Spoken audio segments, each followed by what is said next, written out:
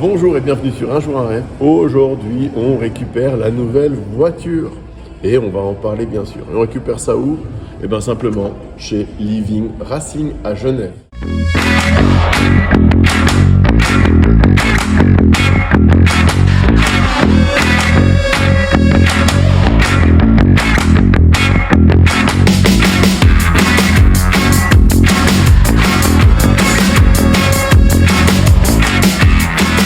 La voilà, la Cayman 3 litres 4S de 2006. Elle est quand même canon. Mais avant de vous en parler, en fait, j'ai pris cette voiture par choix financier. Mes économies au bout, mon compte explosé, petit budget. J'ai voulu acheter une 911 boîte méca 996.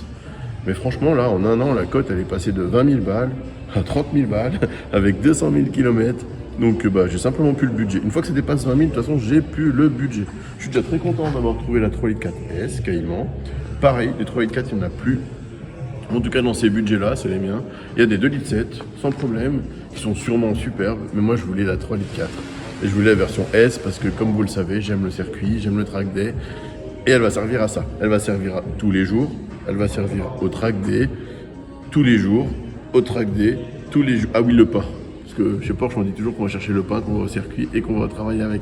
Donc, travail, non, surtout pas. Donc, cette voiture, je l'ai achetée à Living Racing.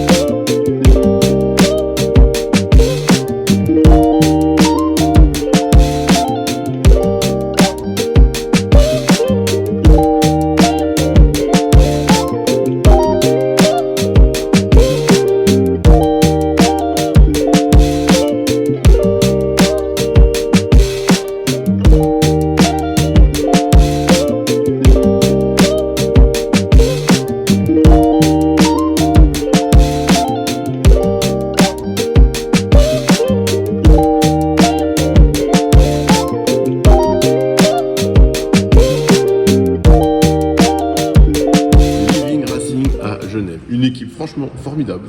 Je vous explique, c'est facile. Moi, j'ai cherché sur les sites d'occasion, du coup, suisse. J'ai trouvé cette voiture. J'ai pris contact avec André.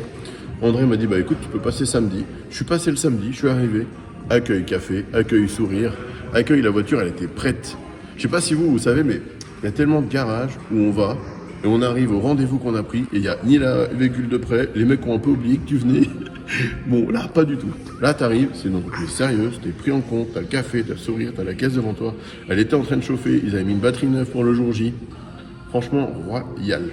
Ils font de la mécanique. De toute façon, Living Racing, c'est depuis 2015 et ils font avant tout de la mécanique. Avant tout, c'est un atelier mécanique.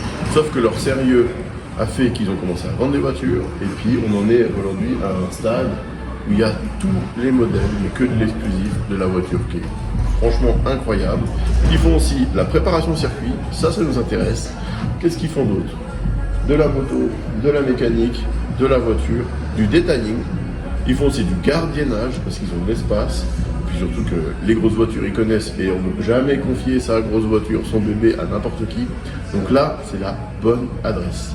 Et maintenant, il ne me reste plus qu'à essayer de les convaincre pour revenir quelques fois. Et puis avec un peu de chance, essayer et vous présenter des nouvelles voitures exclusives, sympas. Et puis pourquoi pas, on va échanger sur la passion, c'est tout. On va sortir un peu de chez Porsche. Alors à part pour nous avec la Cayman, mais découvrir d'autres voitures exclusives dans un monde d'aujourd'hui où il y a de l'électrique qui arrive, tous ces trucs qui je suis désolé, peut-être vous aimez bien, mais moi ça m'emmerde à souhait. Mais j'aime bien que le moteur est vif.